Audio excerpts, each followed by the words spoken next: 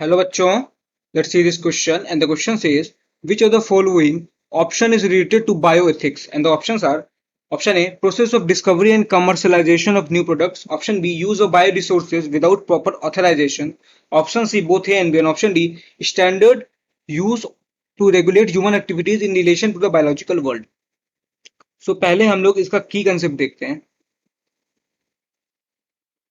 इसका की कंसेप्ट है ethical issues. Ethical issues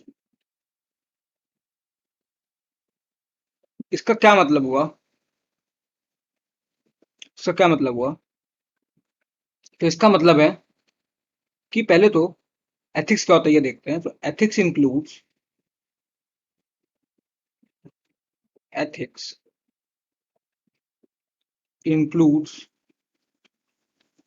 a set of standards, a set of standards by which community regulates its behavior, by which community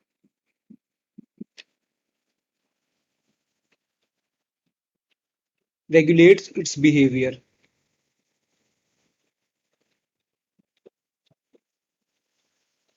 Its behavior और उसके साथ साथ decide करती है, regulates its behavior and decide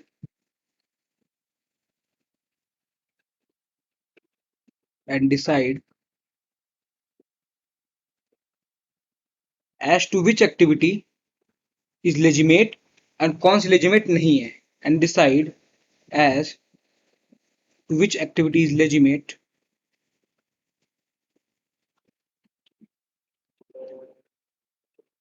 which activity is legitimate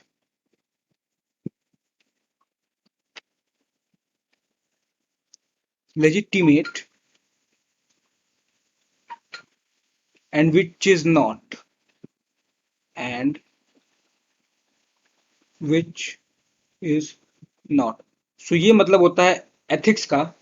ये include करता है, मतलब एक स्टैंडर्ड बना देता है कि कौन सी एक्टिविटी सही है, एथिकली करेक्ट है, कौन सी एथिकली करेक्ट नहीं है, कौन सी ऐसी एक्टिविटी है जिसको करने पे जो है इंसान के एथिक्स को कोई नुकसान नहीं पहुंचेगा.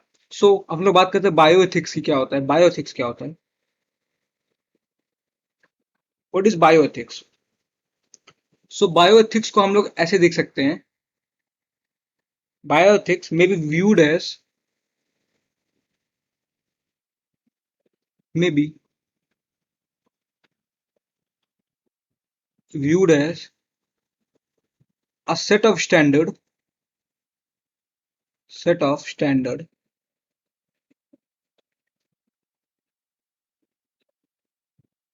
standards that may be used to regulate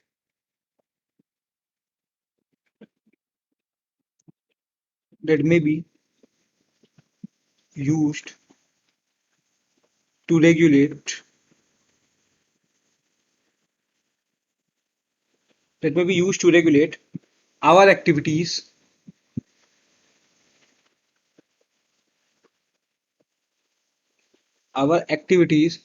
in relation to the biological world, in relation to the biological world, biological world. सो ये मतलब होता है बायोलॉजिकल एथिक्स का या बायो एथिक्स का. ये मतलब होता है. अच्छा, हम लोग जेनेटिक इंजीनियरिंग के हेल्प से जो है मैनिपुलेशन करते हैं लिविंग ऑर्गेनिजम्स का. अगर इसके अंदर कोई रेगुलेशन नहीं होगा अगर, तो इससे बहुत ज्यादा इफेक्ट पड़ता है एथिक्स पे. क्या मतलब हुआ कि manipulation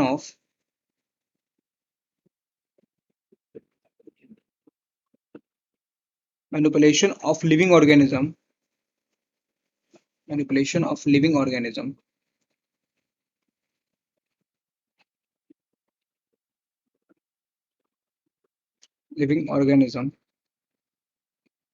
without regulation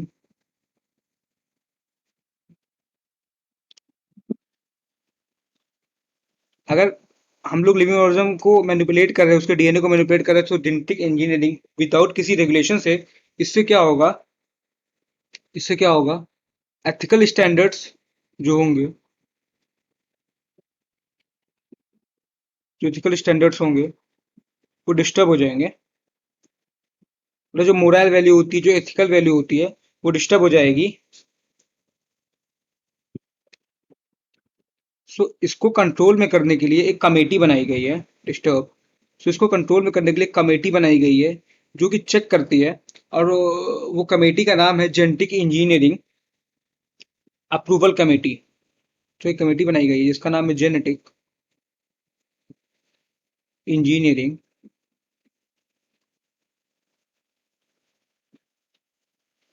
approval committee.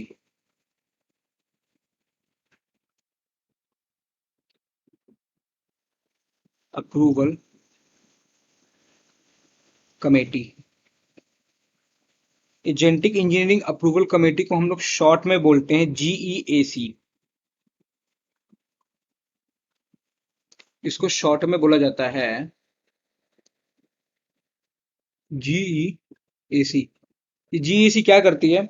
सो ये एक्चुअली चेक करती है पहले कि जो हम लोग जेनेटिकली मॉडिफाइड ऑर्गेनिज्म या जेनेटिकली मॉडिफाइड प्रोडक्ट को लेके आ रहे हैं, सो उससे कोई डिस्टरबेंस ना हो, कोई एक्सप्लॉइट ना हो वो लिविंग ऑर्गेनिज्म, और उससे किसी के एथिकल वैल्यू को पे कोई प्रभाव ना पड़े। सो ये मतलब होता है इस कमेटी का, ये मेन ऑब्जेक्टिव है। अब अपने क्वेश्चन पे आते हैं। हमारे क्वेश्चन हमसे पूछ रहा है which the following is related to bioethics. Bioethics से क्या रिलेटेड है? तो ऑप्शन देखते हैं। Process of discovery and commercialisation of new product, नहीं ये बायो एथिक्स से रिलेटेड नहीं है। Option B use of bio resources without proper authorisation, ये है बायोपिरेसी, इसे कहते हैं बायोपिरेसी। मतलब बायो रिसोर्सेज का इस्तेमाल करना without proper authorisation of that country, इसे कहते हैं बायोपिरेसी। तो ये भी नहीं है। ऑप्शन सी तो बोथ एंड भी हो नहीं सकता। तो option D standards used to regulate human activities in relation to biological, but इसी का मतलब होता है bioethics. So our answer would be stand option D, that is standard used to regulate human activities in relation to the biological world. So correct answer हो जाएगा option D. I hope you understood well. Thank you and all the very best.